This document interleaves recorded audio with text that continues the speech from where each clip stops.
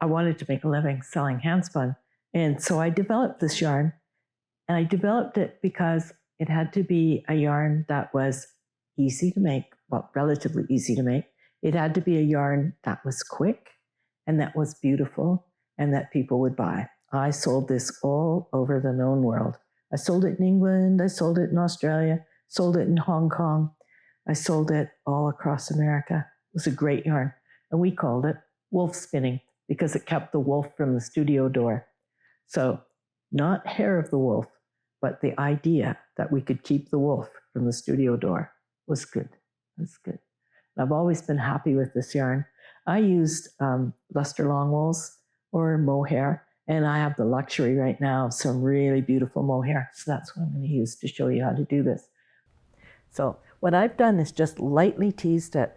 I haven't teased it like you would if you were going to card it. I've left the tips and all sorts of things intact because I want the texture of the yarn. I want it to look like this. That's what I want it to look like, but I want it to be yarn. So I'm going to come up a pulley, and I might just tighten my tension a little bit. I'll see once I get started. You want this to pull on quickly. So if you have put it on the biggest pulley within reason. And if you have a big pulley like that, that might be too much. But I used to, on the Lendrum, it used to have a big 2-pound head that you could put on that had a really big pulley like that. It was wonderful. And that's what I spun this on. So here we go. I'll just get it started. I'm going to start it on this thread that's already there. And what I'm going to do is I'm going to hold the fiber in my left hand, I'm right-handed, and hold there just to get it started.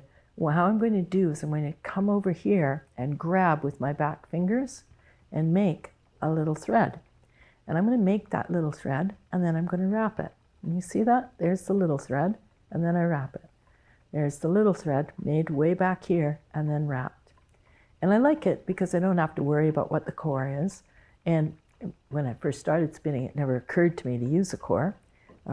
It's only after doing this that I thought it would be reasonable to use a core. And I've been doing this since about the 1960s, and it's more fun. I still love doing it. And it makes a very lightweight yarn.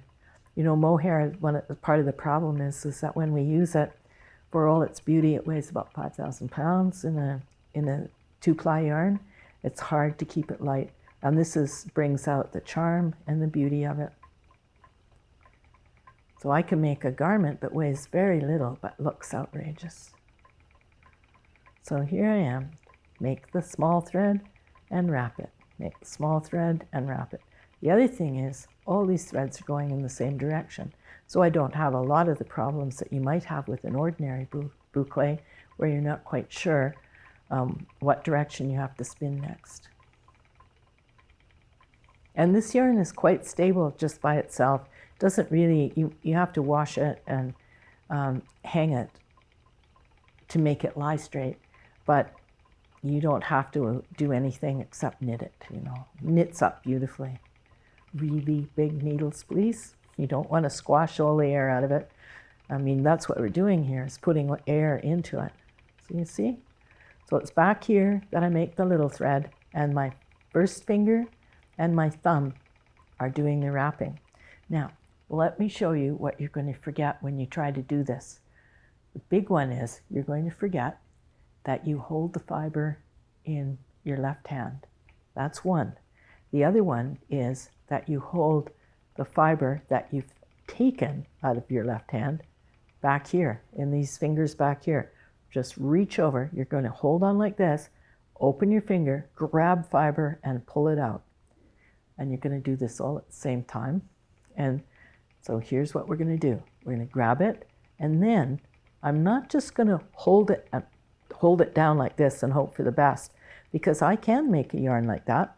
And originally, that's one of the yarns I did make. I was a weaver back in the 60s and 70s, and I made yarn that, well, I used to say if you'd ever been caught in a rainstorm in one of my jackets, you'd have been crushed to death, because they weighed 7 pounds dry, and I think that means 21 pounds wet, maybe even more. So I wanted a textured yarn that wasn't done like this. In the old days, we made textured yarn by just throwing it at the wheel and pushing it on. This has a more engineered surface. So what I'm going to do is grab this and hold this at 90-degree angles, not a 45-degree angle. You hold it at a 45-degree angle, all you're going to get is a really heavy yarn. Now, I have to move this forward, and remember to move it forward often because you fill up the bobbin way faster than you think. So keep an eye on that. And you might, as you're filling it up, have to, well, you definitely, as you're filling it up, are going to have to tighten that tension. So remember that you come over, pull 90 degrees, relax it at 90 degrees. If you start seeing a lot of 45-degree spinning, stop and reorganize yourself. I'll move that over. There. Well, I'm just about at the end of my handful. So do you remember this? Pull, relax it in. Pull, relax it in. So it's like you're spinning really with both hands, something we don't normally do. Both hands have a real have to move, and normal spinning, this hand is always going to be still, the hand that holds the fiber. But in this one, it's really active. Now look how pretty that bobbin is. How can you resist that yarn? So I'm going to take it off. I think I've got enough here that I can wind a little skein. So what I'm going to do now is just make a little skein, and it'll look really tangly. It needs just a quick wash and then it'll lie flat. You could ply it, but it would take away a bit of its character, and it doesn't need it for stability. You know, some yarns do, this yarn doesn't. And remember, any of the yarns in the boucle family are outrageously strong. It's the construction that makes it strong. It's that you have one yarn, we'll do a classic boucle in a minute. You have one yarn going to the left, one yarn going to the right, and and then you put them both together in the direction of the most tightly spun one. They are really sturdy little yarns. I wove a blanket for my kids when they were young. I wove them blankets, and it was interesting to see that they lasted forever and ever and ever, and they were boucle spun. I mean, it's a yarn that looks like a soap bubble, isn't it? But they last forever. And as a weaver, I do use this as warp, just as it is. I don't do anything to it. There, it's going to just twist. Yeah, there it is. There it is. Isn't that pretty?